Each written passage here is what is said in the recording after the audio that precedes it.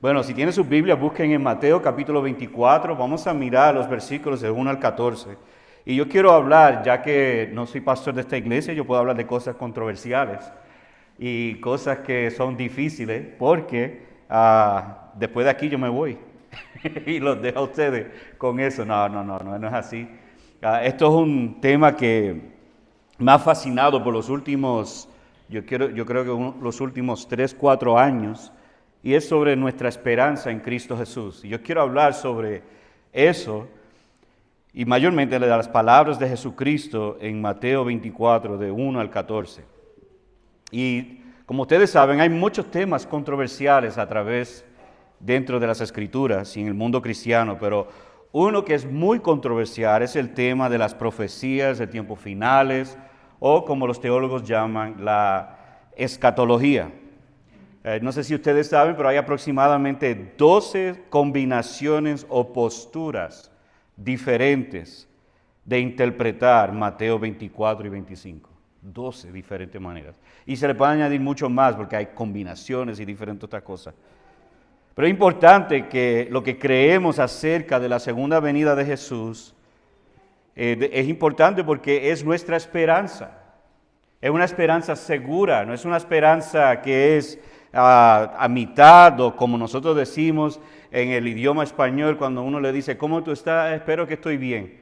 Bueno, hay duda allí. La Biblia nunca habla de la esperanza de un medio de duda o un término de duda, sino habla con firmeza, como certeza, como algo que va a suceder.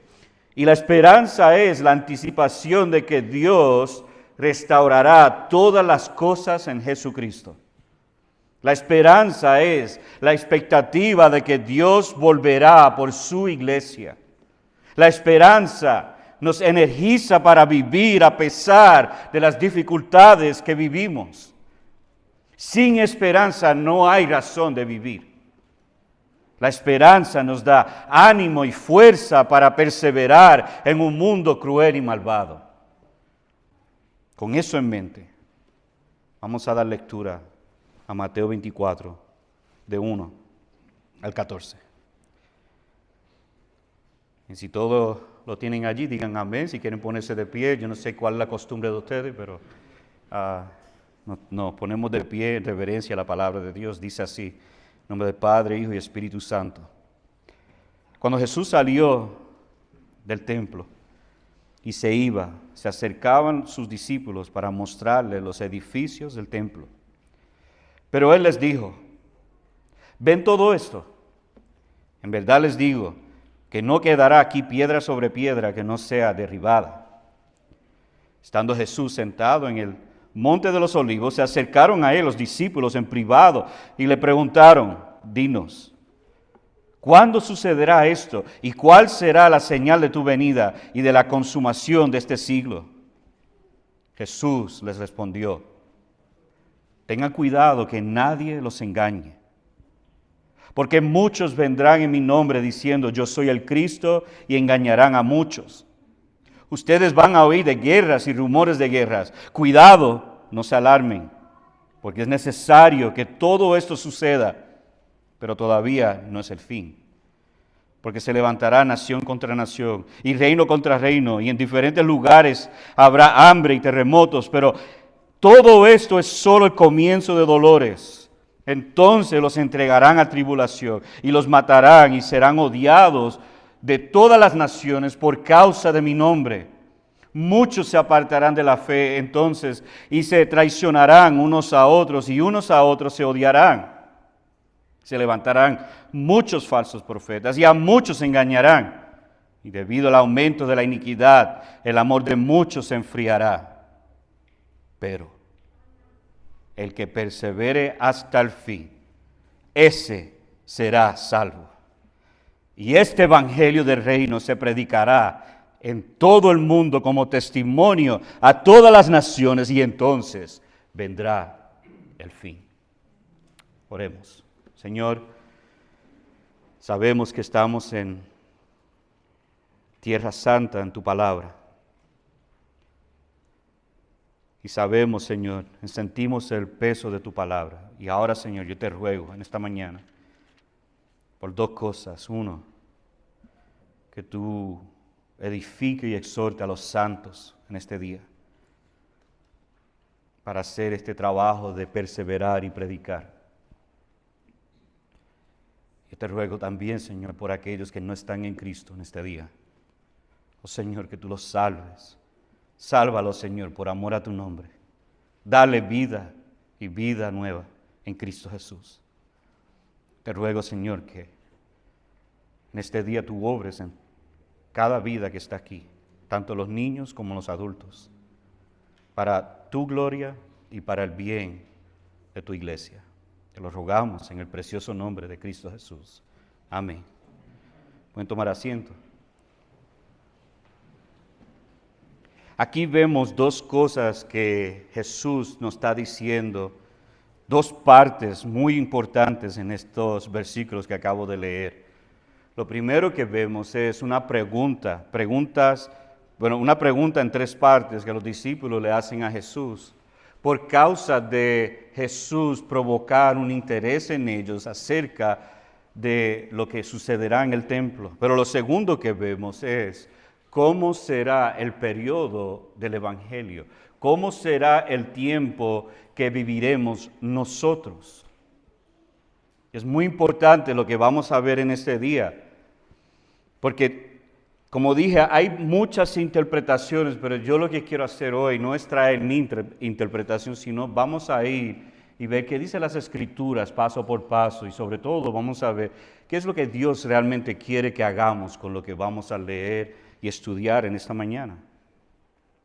Lo primero que vemos aquí es la pregunta de los discípulos. Jesús les mostró los edificios del templo en versículo 1 y les mostró la hermosura y la grandeza del templo. Pero antes de eso, antes de que Él les dice a ellos en versículo 2 qué va a pasar, Él se los muestra, les muestra, mira esto. Y le hace una pregunta, ¿ven esto? En verdad les digo que no quedará aquí piedra sobre piedra que no sea derribada. Es interesante que el historiador Josefo dice acerca de lo que pasó en el templo en el primer siglo, que exactamente las palabras de Jesús sucedieron. Para que ustedes tengan una idea de lo que era el templo. El templo fue construido con piedras fuertes, blancas. Cada piedra tenía 35 pies de largo, 11 pies de alto y 17 pies de ancho. Enorme, grandes piedras, y cada una de ellas amontonado uno sobre otra para hacer lo que es el templo. El templo era el centro de la adoración del mundo. Pero ahora será una piedra de tropiezo. Y Jesús dice, ustedes lo ven, esta grandeza y hermosura, todo esto no quedará piedra sobre piedra que sea derribada. En el 2001, cuando las Torres Gemelas de Nueva York, nadie se imaginaba que eso iba a caer. Nadie se podía imaginar que dos aviones pudieran tumbar esas dos torres enormes. Si ustedes lo han visto, si algunos de ustedes lo han visto, ustedes saben que esto era algo enorme, grande. Pues imagínense ustedes un judío que está viendo lo que para ellos es el centro de la adoración, donde Dios habita, donde la gloria de Dios es presente, y Jesucristo, quien se llama el Mesías y quien es, diciéndole a estos discípulos, tú ves esta hermosura y esta grandeza de templo que los hombres han hecho, no quedará ni una piedra sobre piedra. ¡Wow! Como decimos en mi isla, le dañó la mente a los discípulos. Y ahora los discípulos le hacen una pregunta a Jesús. Noten el versículo 3. Jesús estando sentado en el Monte de Olivos y en el Monte de Olivos se puede ver el templo. Le preguntaron en privado, ¿cuándo sucederá esto? ¿Cuál será la señal de tu venida y de la consumación de este siglo? Ellos entendieron que si esto iba a pasar, tenía que suceder el fin de los días. Ellos sabían que si esto sucede, algo grande iba a suceder. De hecho, esta pregunta lo hacen aún después de la resurrección de Jesucristo, en Hechos capítulo 1, versículos 6 al 8, cuando ellos preguntan, ¿restaurarás en este tiempo el reino de Israel? Me fascina la contestación de Jesús. No les corresponde a ustedes saber los tiempos ni las épocas que el Padre ha fijado con su propia autoridad. Y después da la gran comisión. Pero recibirán poder cuando el Espíritu Santo venga sobre ustedes. Y serán mis testigos en Jerusalén, en toda Judea y Samaria y hasta los confines de la tierra. En este caso, en Hechos, Jesús no responde la pregunta. Pero aquí en Mateo 24, Jesús sí responde la pregunta. Y vemos tres partes de la pregunta contestada. La primera tiene que ver con la venida del Señor. La segunda es la consumación de este siglo.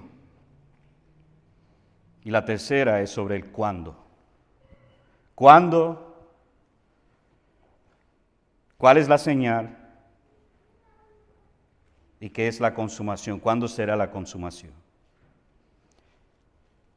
En este día vamos a ver solamente una de esas preguntas contestadas. Pero espero que esta parte de la pregunta contestada, les sea de gran ánimo a ustedes.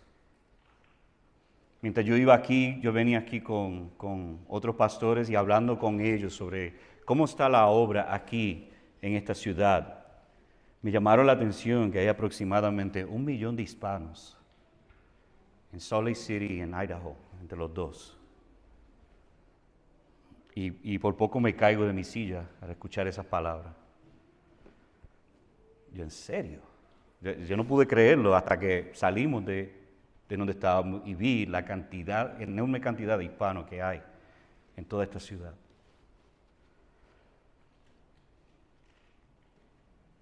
Y espero que en este día las palabras de Jesucristo los animen a ver la necesidad de dos cosas que vamos a ver hoy: perseverar y predicar.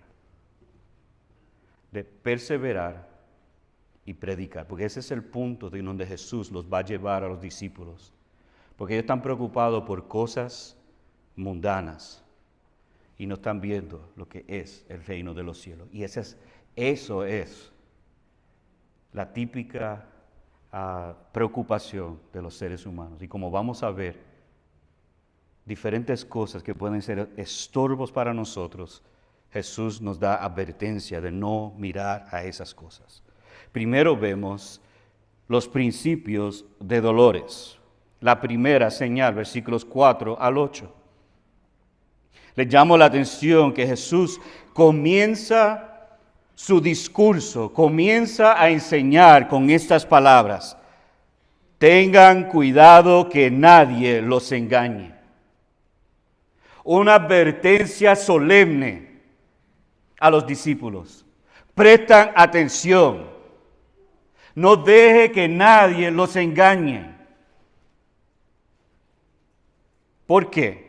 Porque vendrán en mi nombre, muchos vendrán en mi nombre diciendo yo soy el Cristo y engañarán a muchos. Noten dos veces que él repite en versículo 5 la palabra muchos.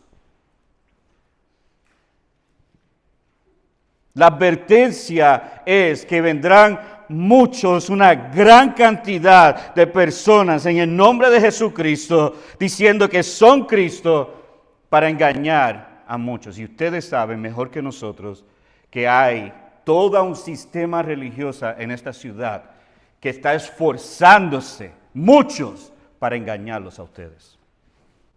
Iglesia, no caigan en la trampa. Y si tú crees que eres firme, ten cuidado, porque puedes caer. En Hebreos 3:13, el autor de los Hebreos advierta a los de la iglesia diciéndoles: antes exhórtense los unos a los otros cada día, mientras todavía se dice hoy, no sea que alguno de ustedes sea endurecido por el engaño del pecado. El mundo va a seguir en trayectoria pecaminosa desde la caída de Adán hasta el día de hoy. Cuando Dios le dijo a Adán: ciertamente morirás, estas son las evidencias de la advertencia de Dios.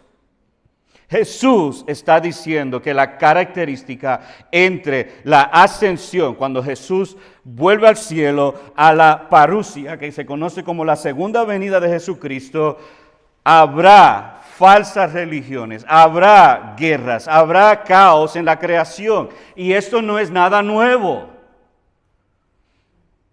El pecado va a seguir corriendo su ritmo, su rumbo a través de la vida de los seres humanos.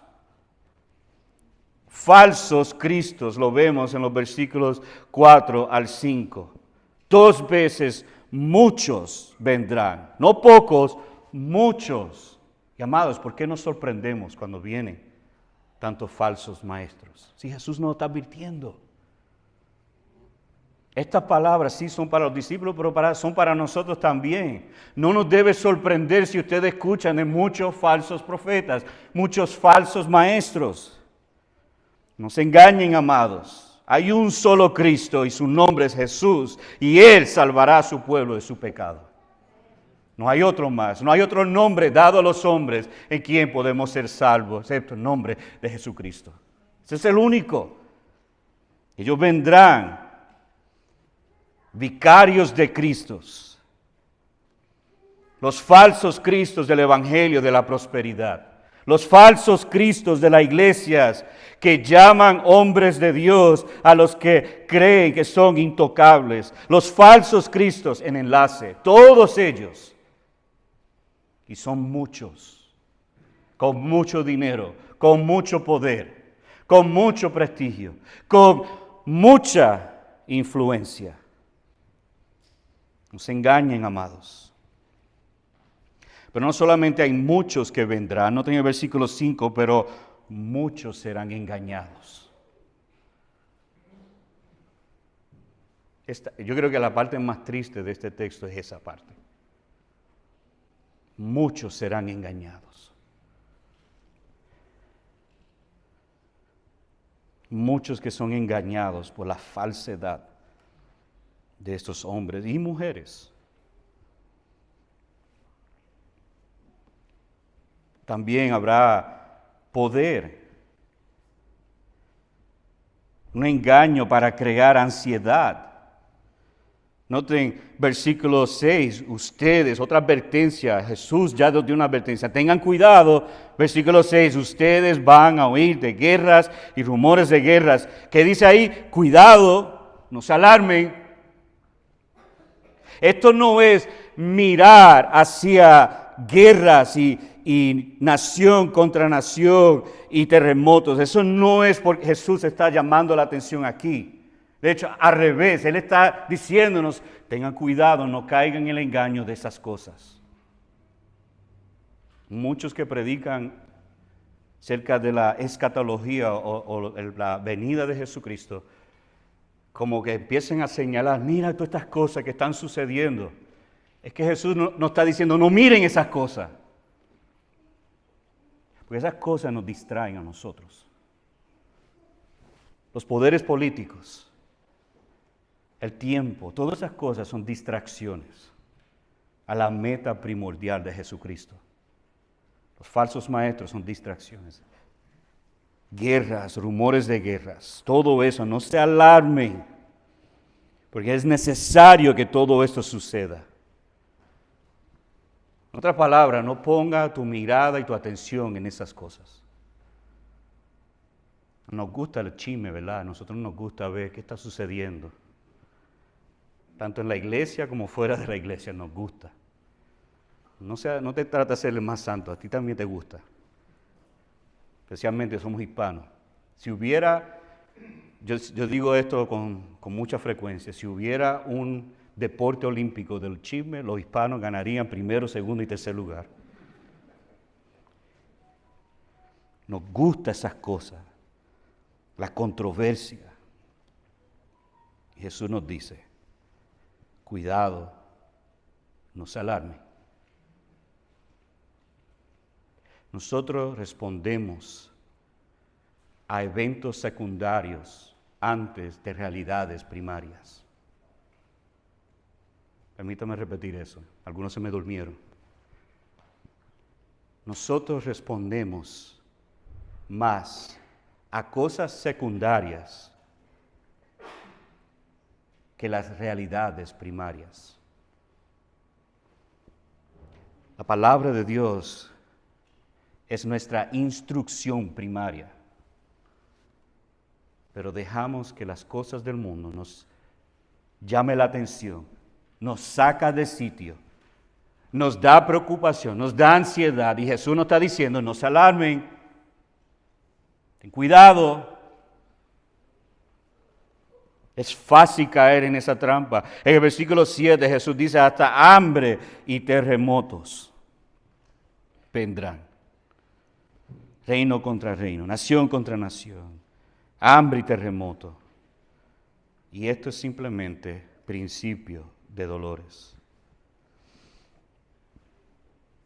La tierra misma está clamando, gimiendo, dice Romanos 8:22, que dice, pues sabemos que la creación entera gime y sufre hasta hoy dolores de parto. Todas estas cosas van a suceder, tienen que suceder. Aquí la tierra quiere ser restaurada en gloria. Y Jesús nos dice, escuchen otra vez, no se alarmen. Pero hay otra cosa más que nos puede llamar la atención, alarmarnos. No solamente señales externas que vemos, como las acciones políticas, nación contra nación. No solamente las acciones de la tierra, donde vemos terremotos, falsos maestros, otras falsas iglesias que están allí llamando la atención, pero puede haber también guerra interna. Y aquí Jesús va más específico. Nuestro versículo 9. Entonces los entregarán a tribulación y los matarán y serán odiados de todas las naciones por causa de mi nombre. Esto es como una continuación de lo que él dijo antes. Ahora la iglesia será perseguida. La iglesia del Señor Jesucristo va a sufrir dolor, va a ser odiada. Amados, si ustedes no lo saben, espero que ahora lo puedan saber. El mundo te odia. Nosotros no somos amigos del mundo, dice Santiago. El que se constituye amigo del mundo es enemigo de Dios. El mundo nos odia, el mundo aborrece al cristiano. El mundo ha mostrado una y otra vez su odio y desprecio por la iglesia del Señor Jesucristo. Pero ahora Jesús va más directo en versículo 10, noten. Muchos se apartarán de la fe entonces, y se traicionarán unos a otros, y unos a otros se odiarán. ¿Qué texto más triste? Cuando la pandemia sucedió en Oklahoma City, igual que todos los demás pastores, no sabíamos lo que estábamos haciendo, después de ser bien honestos. De veras, tratamos de hacer lo mejor que podíamos hacer. Yo le doy gracias a Dios que hay aquí un remanente perseverando. Pero en una de esas cosas, mientras yo estoy tratando de pastorear a la gente, vino una señora a consejería y me dijo estas palabras. Yo voy a aprovechar la pandemia y me voy a tomar un break de Dios. Yo jamás pensé iba a escuchar palabras así en mi vida. De hecho, eso no estaba ni en mi radar de cosas que podían pasar. Y yo me sorprendí, les voy a ser honesto, yo me sorprendí de escuchar estas cosas hasta que leí este texto. Y Jesús diciendo, noten otra vez la palabra muchos. Muchos se apartarán de la fe entonces.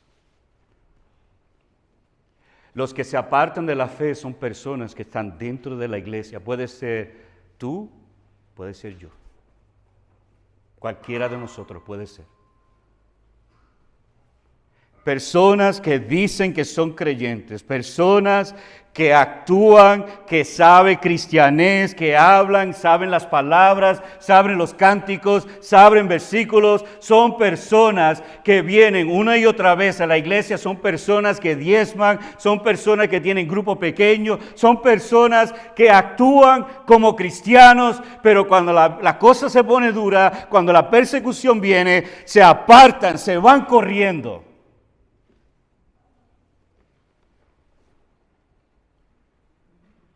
¿Tú sabes cómo es que tú sabes si verdaderamente está en la fe? Cuando estás sufriendo.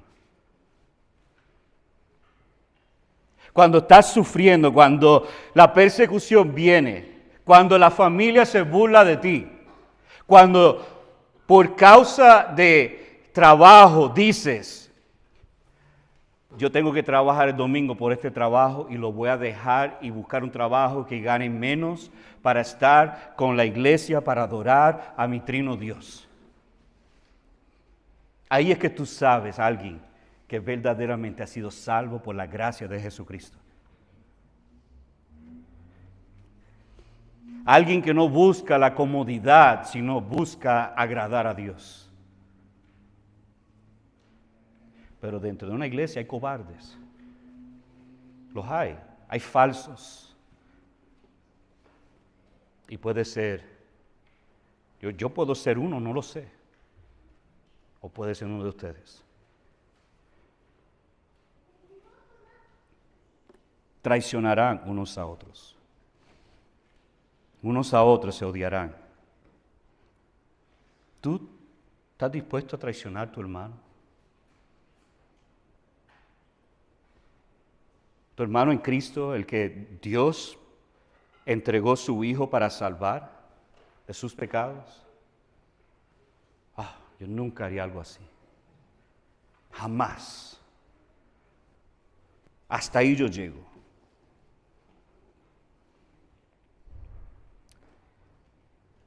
Me acuerdo una vez mi esposa y yo pasamos por un periodo fuerte y difícil en nuestra vida. Un sufrimiento que por poco dejo el ministerio, fue difícil. Y me acuerdo una palabra que nos llegó a la mente pastoreando una iglesia, y era traición. Traición. Cuando yo estaba sufriendo, hermanos que amábamos, que nos amaban, que decían que nos amaban y nosotros los amábamos a ellos, nos dieron la espalda. En el momento que más lo necesitaba, dieron la espalda. Y hablaron, chismosearon entre ellos. Mira lo que le está pasando al pastor y su esposa. Ay, Dios mío. Vamos a orar por ellos, pero empiezan a hablar cosas de nosotros. Y la cosa fue que después nos enteramos. Tú sabes que algo yo aprendí durante ese tiempo. La verdad siempre sale a flote. Traicionando. En vez de edificarnos, en vez de amarnos en nuestro tiempo más difícil, no, formaban un grupito y hablaban mal de nosotros. Por la gracia de Dios luego, algunos se arrepintieron y nos pidieron perdón por eso. ¿Tú eres culpable de eso? ¿Te gusta más hablar mal de hermanos que no vienen o de otros hermanos que amarlos y edificarlos? Eso es una demostración de odio. Jesús continúa en versículo 11, se levantarán muchos falsos profetas. Ya lo mencionó antes, muchos engañarán. Y debido al aumento de la iniquidad, el amor de muchos se enfriará. El pecado aumentando, continuando. por causa de la apostasía y la predicación de los falsos profetas que promueven la iniquidad. Este aumento de iniquidad, la palabra iniquidad significa vivir sin ley. Una conducta sin ley es no amar a Dios o a su prójimo. Y esto formará un enfriamiento del amor. Los profetas en el Antiguo Testamento tenían la tarea de llamar a la gente a Dios y a su ley. Su clamor es que estamos en iniquidad, estamos viviendo en pecado y tenemos que arrepentirnos. Los falsos promueven la iniquidad, hacen lo opuesto a lo que es el ministerio de los profetas. Ellos promueven la iniquidad, no la piedad. En capítulo 22, 37, Jesús dice que la marca verdadera de un creyente es la obediencia al gran y semejante mandamiento que es amor al Señor y amor al prójimo. Por causa del aumento de la iniquidad. Otra vez, la iniquidad es una conducta sin ley, es odiar la ley. Por causa de eso, el amor se enfriará. Aumento de iniquidad produce amor frío. La ley nos lleva, la ley es la demostración del amor hacia Dios. El amor a obedecer al Dios trino y verdadero nos produce en nosotros, por la gracia de Dios, amarnos unos a otros. Y la ley define los estándares del amor. La ley nos explica cómo debemos de amar y nosotros, como dice en el Salmo 119, el salmista dice, amo tu ley. Amo tu palabra, amo vivir de acuerdo a tu palabra. Pero debido al aumento de la iniquidad,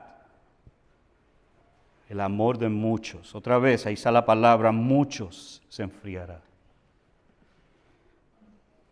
Algunos llaman nuestra generación de hoy la generación de tecnología.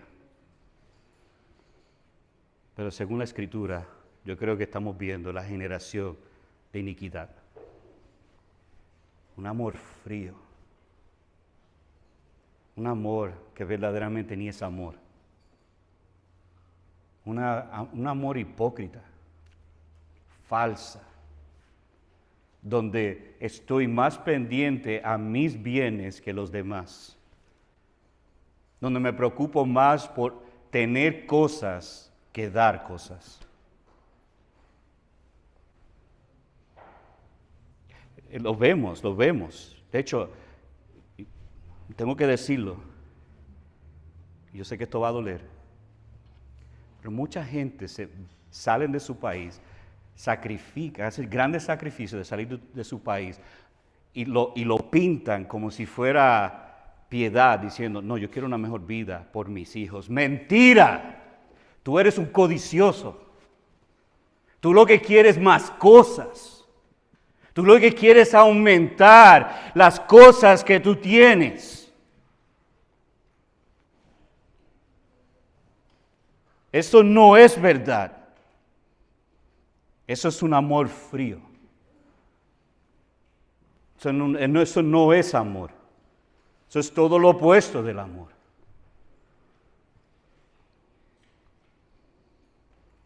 Eso es iniquidad.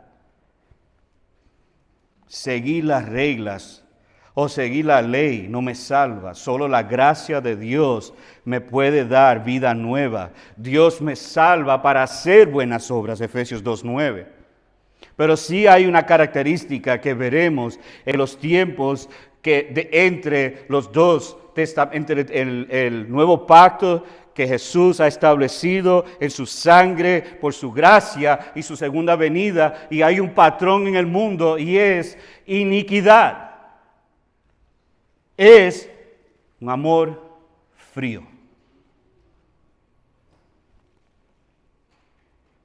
Si eso te describe a ti, dos cosas tengo que decirte.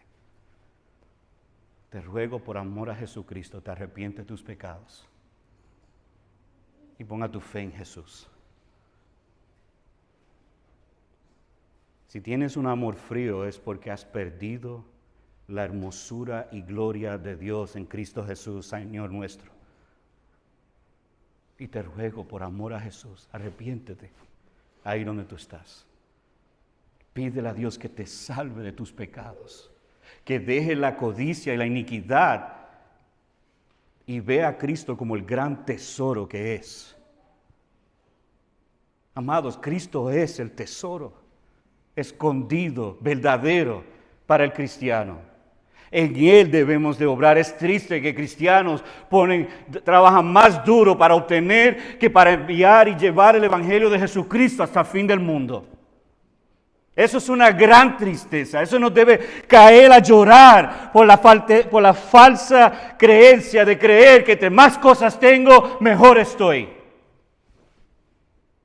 Qué triste es que trabajamos más para obtener que trabajar para la extensión del Evangelio de Jesucristo, el cual decimos que estaremos con Él para siempre. Decimos que vamos a estar con Cristo y cantamos alabanzas a Dios, pero cuando es hora de ponerla en práctica decimos, ay, no puedo porque tengo que trabajar.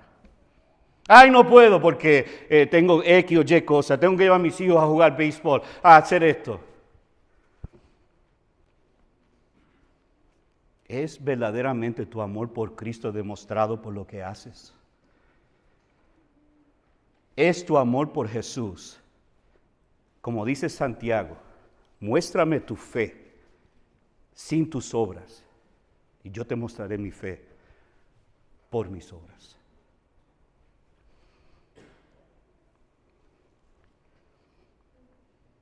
Porque hay dos características que debemos de ocuparnos. Todo esto, lo que dije antes, es una advertencia. Pero Cristo nos llama a hacer dos cosas. ¿Están listos? Esto es lo que Jesús quiere para esta iglesia. Para Iglesia Bautista Central, Rocas de los Siglos. Estas son las instrucciones de Jesucristo para aquellos que viven durante el tiempo entre su primera venida y su segunda venida. ¿Están listos? Esto es lo que debemos de hacer. ¿Están preparados, iglesia? ¿O quieren que cierre la Biblia o me voy? Díganme, despiertan. Sí, no. Vamos, levántense en iglesia. Esto es importante. Esto es algo que tenemos que poner en práctica. Si esto no lo estamos haciendo, estamos fallando gravemente a nuestro gran Dios, quien nosotros proclamamos que nos ha salvado por su gracia. Estos son sus instrucciones para la iglesia. Estos son los mandamientos que debemos de hacer. Número 1, listo. Si lo van a escribir, escriban esto. Número 1, versículo 13. Pero, después de todo eso, el pero elimina todo para llamar nuestra atención a un grupo selecto. Pero, el que persevere hasta el fin, ese será salvo. Primera instrucción de Jesucristo para su iglesia. Persevera hasta el final. Persevera hasta el final. ¿Qué significa perseverar? Bueno, la Real Academia Española lo define de la siguiente manera. Mantenerse constante en la prosecución de lo comenzado. Es durar permanentemente o por largo tiempo. Es a pesar de todo lo que está sucediendo, yo continúo. Voy a seguir, voy a continuar haciendo lo que Cristo me ha mandado a hacer. Entonces la pregunta es, ¿en qué perseveramos? Cristo nos dice claramente, debemos de perseverar hasta el fin. Esos son los que son salvos. Esos son los que muestran que por gracia han sido salvos. El que persevera, el que llega hasta el final de su vida, es el que continúa, el que no cae para atrás. El cristiano es algo raro en el mundo. Nosotros pecamos igual que el mundo. Podemos pecar hasta peores cosas que el mundo.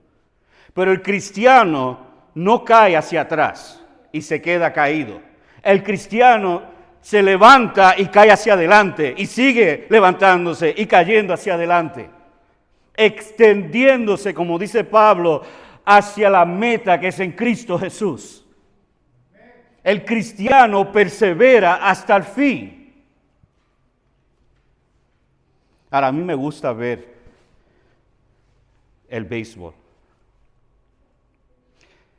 Y soy un casi estoy saliéndome, fanático de Atlanta.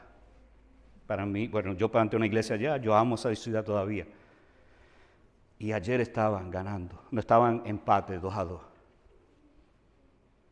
Y tú veías que pusieron a los jugadores, a los que iban a batear, y los que estaban anunciando decían, no, que Atlanta no tiene manera de ganarle a los Dodgers, que ellos son el equipo monstruo, grande, fuerte. Pero algo que mostró ese equipo fue, perseveraron. Ellos jugaron con toda la fuerza. El otro equipo que tenía más talento no podía con el equipo que tenía más ganas de ganar, de perseverar. Y ayer yo viéndolo, yo ahí, este equipo va a perder, que estos son unos monstruos, son muy fuertes. De momento, ahí está, 2-2, 2 outs. Y el jugador más nuevo va a batear. Y de momento dan batazo y el otro que estaba en segunda base llega a home y gana. Perseveraron y ganaron, amados. Cristo nos llama como iglesia a nosotros, a pesar de lo que está pasando, a pesar de que parece que estamos perdiendo, a pesar de tu pecado, a pesar de tus fracasos, a pesar de todo lo que tú has hecho, persevera hasta el final. ¿En qué yo debo perseverar? Número 1, persevera en Cristo. A diferencia de apartarse de la fe, el cristiano persevera. Note que Jesús dice que van a haber algunos que se van a apartar, van a apostatar, se van a ir, se van a traicionar unos a otros, se van a odiar. Pero el cristiano es llamado a perseverar, a continuar, quedándose firme en la roca que es Cristo Jesús.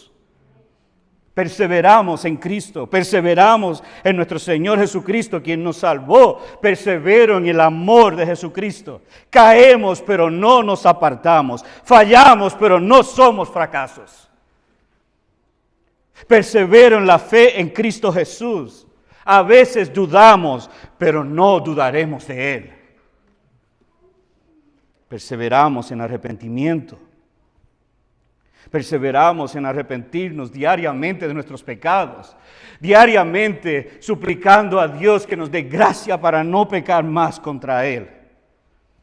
Persevero porque Cristo dice en 2 de Tesalonicenses 3:15 que el Señor dirija sus corazones hacia el amor de Dios y hacia la perseverancia de Cristo. El amor de Dios es el factor motivador para perseverar. Y es el Señor que dirige nuestros corazones para tener la perseverancia de Cristo. Pero también debo perseverar en mi iglesia local.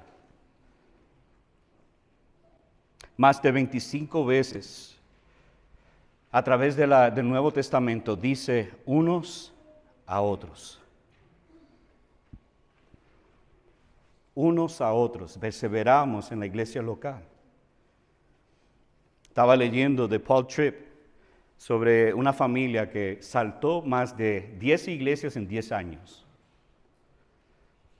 Una tras otra, tras otra. Siempre buscaban algo malo en esa iglesia. Cuando llegaban allí, todo era color de rosa. Hasta que los hermanos mostraron quiénes son. Son enfermos. Son pecadores. Y cuando ellos veían eso, se creían que eran mejores que los demás y se iban para otras iglesias.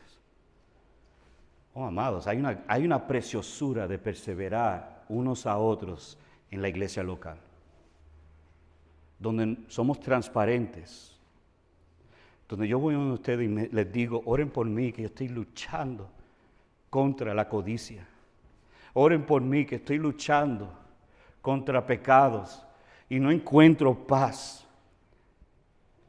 Perseveramos, continuamos, nos amamos y nos ayudamos unos a otros. Nos levantamos unos a otros.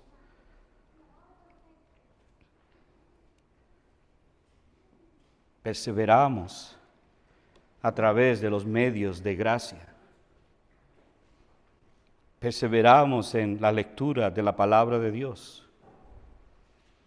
¿Qué es lo primero que tú lees por la mañana? Y aquí yo estoy, esto es uno que yo estoy luchando. Yo quisiera botar mi celular en la basura. Yo estoy cansado ya de esto. Pero es que como que llama a uno. ¿Pero qué es lo primero que tú haces cuando te levantas? ¿Lee la palabra o lee Facebook, Twitter, la noticia y otras cosas más? Amado, lo que necesitamos es la palabra de Dios para animarnos, para fortalecernos, para darnos el pan del cielo, para fortalecernos a vivir correctamente. Estamos orando, estamos perseverando en la oración los unos por los otros. Orando para que Dios ilumine su palabra, para yo ponerla en práctica. Orando por los hermanos que están sufriendo. Orando para que Dios ilumine mi entendimiento para poder poner en práctica aquello que me ha llamado a vivir. Orando para que Dios salve más personas que están perdidos en la oscuridad que es Salt Lake City.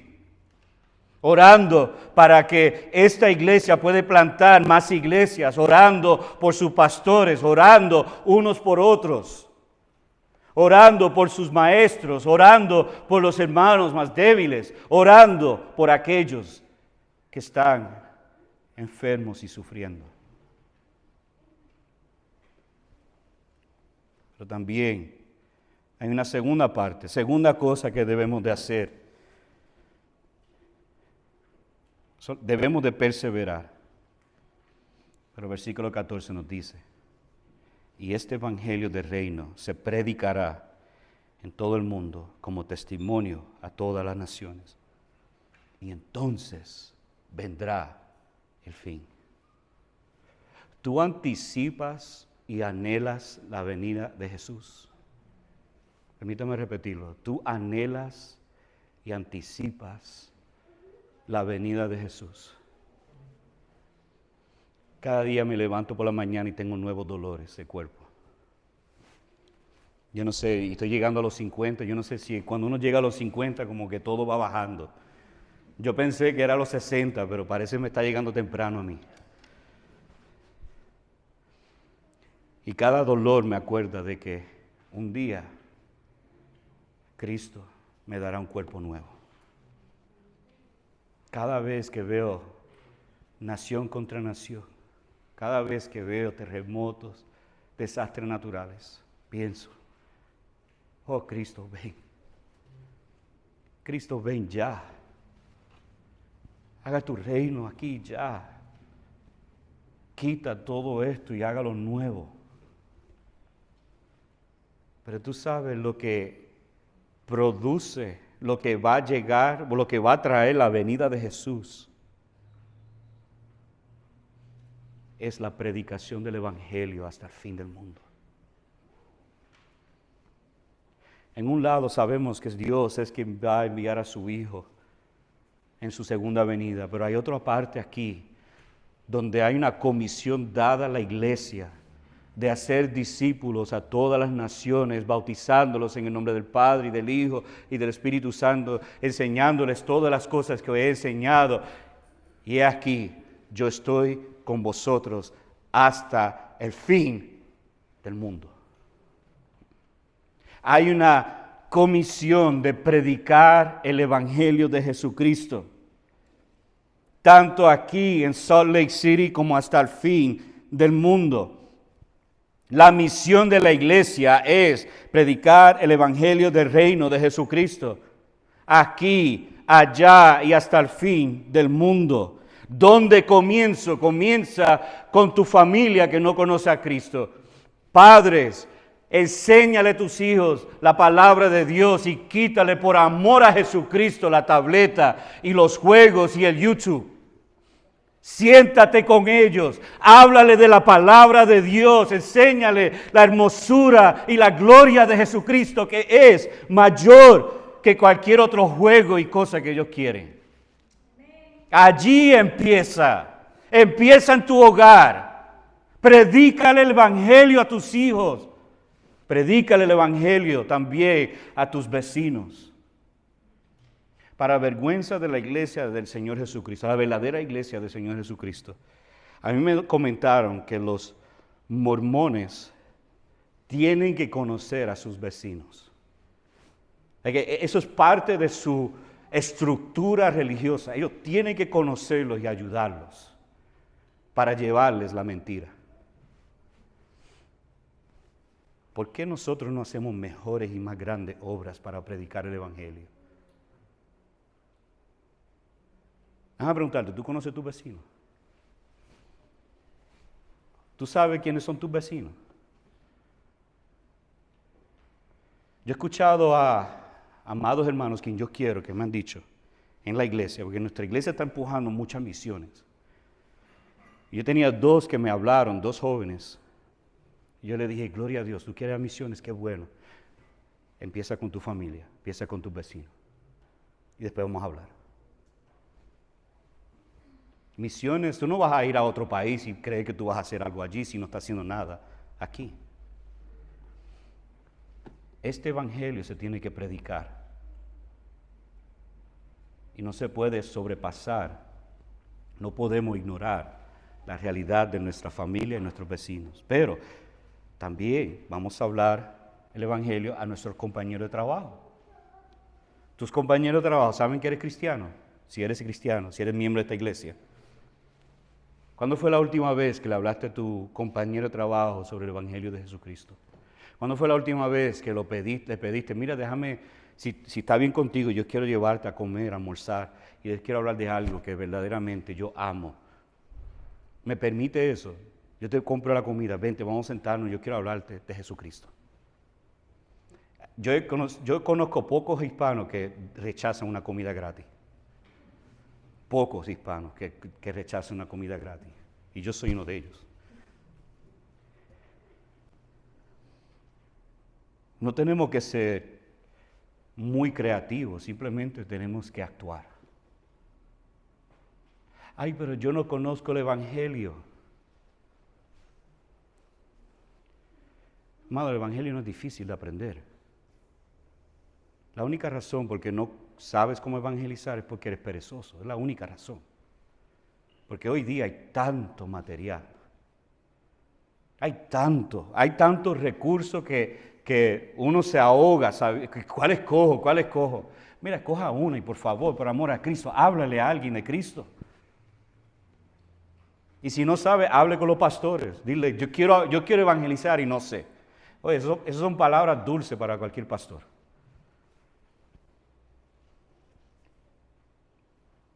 Si nosotros no predicamos el evangelio, los falsos lo harán. Van a predicar su falso evangelio. Y tú y yo somos la línea de defensa.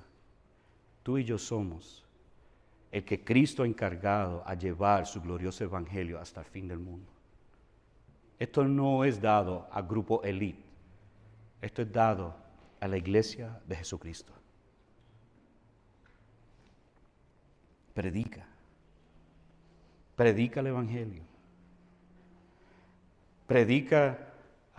Dile quién es Dios. Que Dios es tan bueno y glorioso y santo. Él es hermoso. Él es el creador del cielo y la tierra. Él es quien nosotros tenemos que rendirle cuenta un día. Dile sobre nuestro estado pecaminoso. Dile que hemos fallado a Dios. Que hemos pecado contra ese gran, glorioso y buen Dios que es bondadoso. Que aún al impío deja que llueva y que le da comida aún a aquellos que lo odian. Háblale de ese gran Dios. Háblale de que somos pecadores. Háblale que Dios envió a su Hijo unigénito para dar su vida en rescate por pecadores. Háblale de que si tú pones tu fe en Jesús y te arrepientes de tus pecados, Dios te salvará. quieres hacer eso hoy? ¿Tú quieres hoy recibir la gracia de Dios en vida eterna en Cristo Jesús? Ahí mismo donde tú estás, pídele a Dios que te salve, pídele a Dios que te dé nueva vida, pídele a Dios que te dé perdón de pecados a través de Jesucristo y Dios lo hará.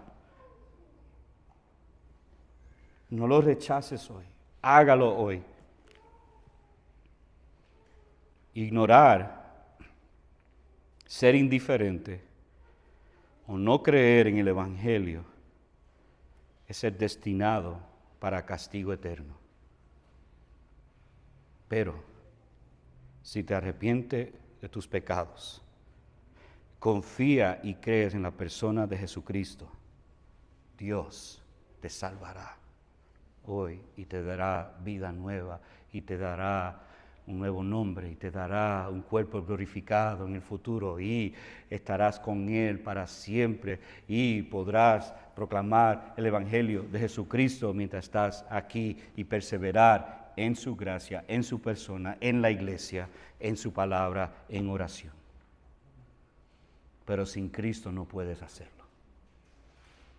Tú no puedes ni predicar ni perseverar si Cristo no está contigo, si Cristo no es tu Señor, si Cristo no te ha salvado.